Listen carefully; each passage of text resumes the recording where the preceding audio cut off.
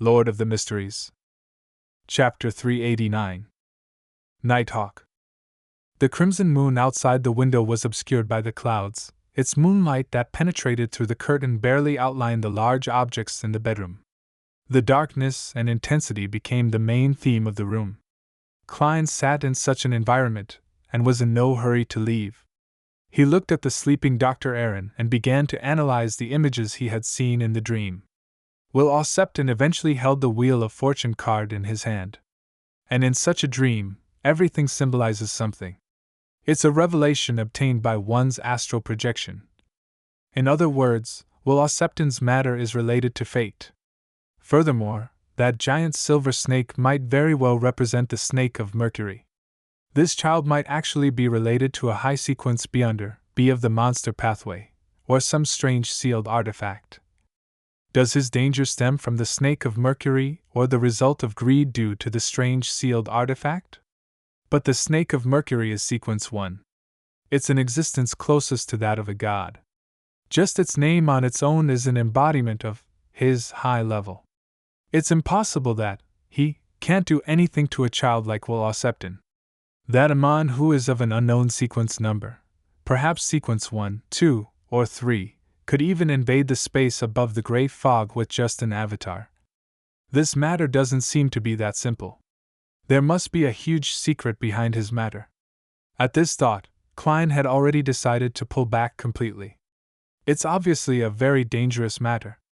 Furthermore, that tarot card might not be a mystical item. What's special might very well be Will Septon himself. Yes, apart from having nightmares, Dr. Aaron's troubles are already settled. There's no reason for me to get involved in it.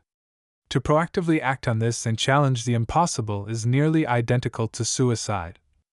Yes, I must follow what my heart tells me. Klein pushed the surface of the dressing table with his black-gloved right hand and slowly stood up. Having just entered the dream, he was completely convinced that Dr. Aaron's nightmare came from a revelation that his astral projection had received in the spirit world. And that revelation had been deliberately created and provided by a high-level existence. The paper crane was just a tool for locating him. According to a chapter in the Book of Secrets, Klein could also try to use the paper crane to find Dr. Aaron's astral projection in the spirit world and observe the source of the revelation, but he had already decided to not get involved. Stretching his body, Klein flipped through Dr. Aaron's leather wallet with the last of his curiosity, and he took out the paper crane. He placed the paper crane on the tip of his cane, and he held them simultaneously. Then, his eyes turned deep as he softly muttered to himself, Will Septon's current location. After the divination sentence was repeated 7 times, a breeze suddenly blew in the room, bringing with it a cool feeling as if it were blowing on one's soul. Klein let go of his right palm, and the cane stood firm before falling down with the paper cranes, pointing diagonally at the bed. There! Klein frowned and moved to another position. He repeated the divination and successfully received his feedback. And the intersection point of the 2 divinations was Dr. Aaron. Will Septon's position overlaps with that of Dr. Aaron. That's interesting, Klein said to himself, amused and amazed. His curiosity was piqued to the extreme. Although he didn't intend to get involved in this matter, he wanted to know why there was an overlapping situation such as this. Why don't I bring the paper crane above the gray fog for divination? With the gray fog's obstruction, there won't be any accidents. Klein quickly came up with a new idea. Since it wasn't convenient for him to summon himself in Dr. Aaron's bedroom, he decided to take the paper crane home first.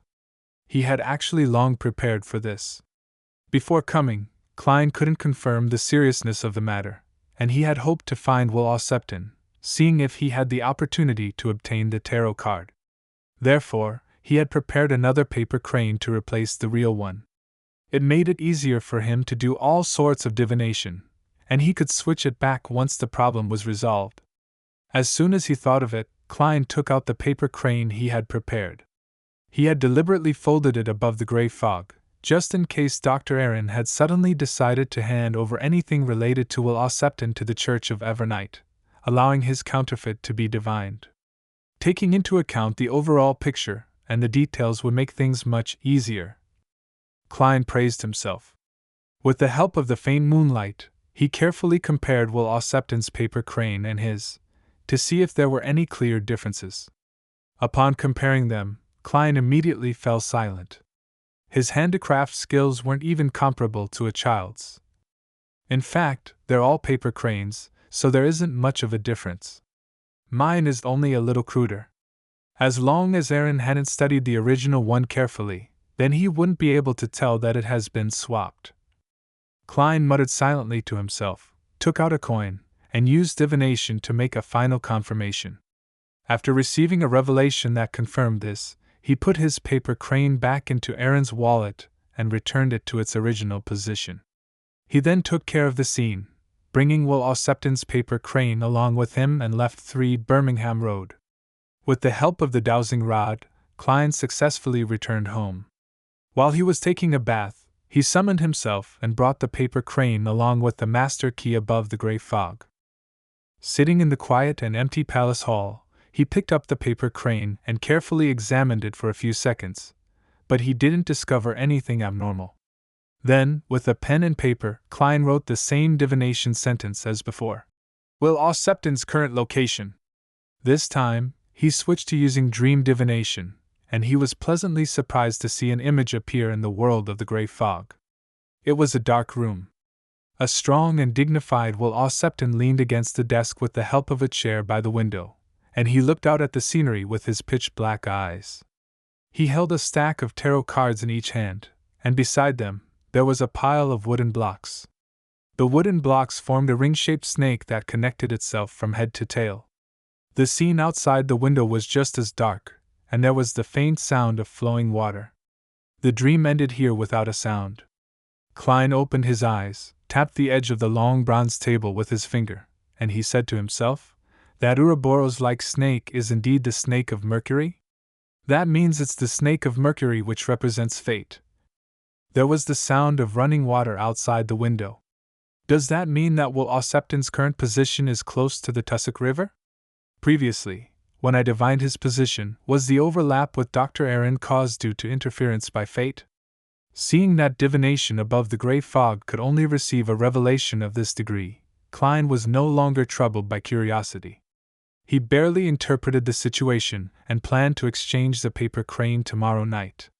He would then find an opportunity to guide Dr. Aaron and have him go to the Church of Evernight to tell the bishop about this matter.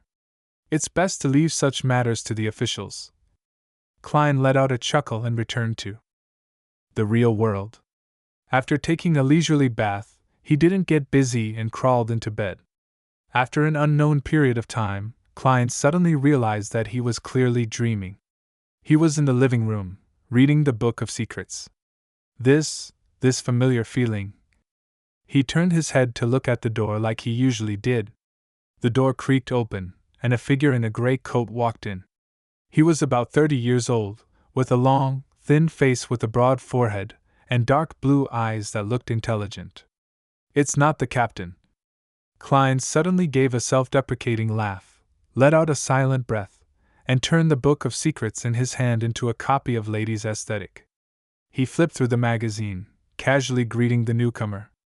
The man in the gray coat took off his hat and sat down across him, seemingly casually asking him, "Aaron came to see you this morning? It's really is a Nighthawk, a nightmare." Klein resisted the urge to sigh and replied with a smile, "Yes." He had already figured out why the Nighthawk had suddenly entered his dream. The nightmare in front of him was likely the captain of the Nighthawk's team responsible for the matter regarding Will Ossepton, but they had yet to find any useful clues up to date.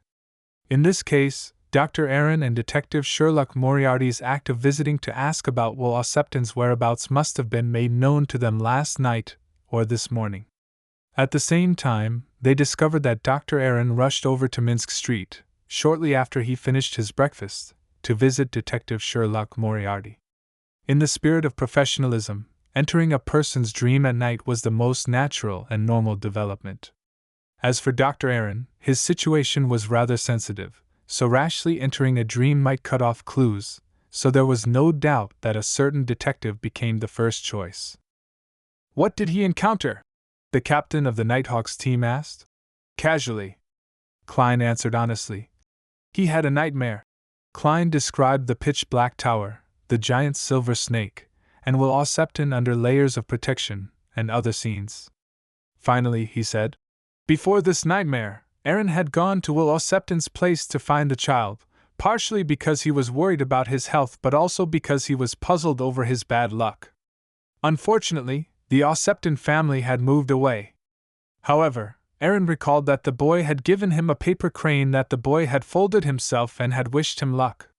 Perhaps agitated by these two events, he had such a nightmare. The man in the gray coat looked pleasantly surprised. Paper crane? Yes. Klein nodded slightly. The child gave it to Aaron before he was discharged, and Aaron threw it into his office drawer. He forgot about it until last night. I understand. Thank you for your explanation. The captain of the Nighthawk's team stood up and bowed with his hand against his chest in a very polite manner. Suddenly, there was a ripple in the dreamland, and he disappeared from the room. Looking at the position where he had sat, Klein deduced what would happen next. The Nighthawks might go to Dr. Aaron's tonight and enter his dream for investigations and take the paper crane away. However, a question arose. The paper crane was folded by Klein, and the real thing was above the gray fog. Forget it. Regardless of which paper crane they use, they'll never be able to divine the answer. It doesn't matter if I switch it back or not, Klein said to himself. He gathered his thoughts and continued to sit there. He wasn't in a hurry to leave the dreamland, and he stared blankly for a long time. After a while, the corners of his mouth curled up as he softly sighed. How nostalgic.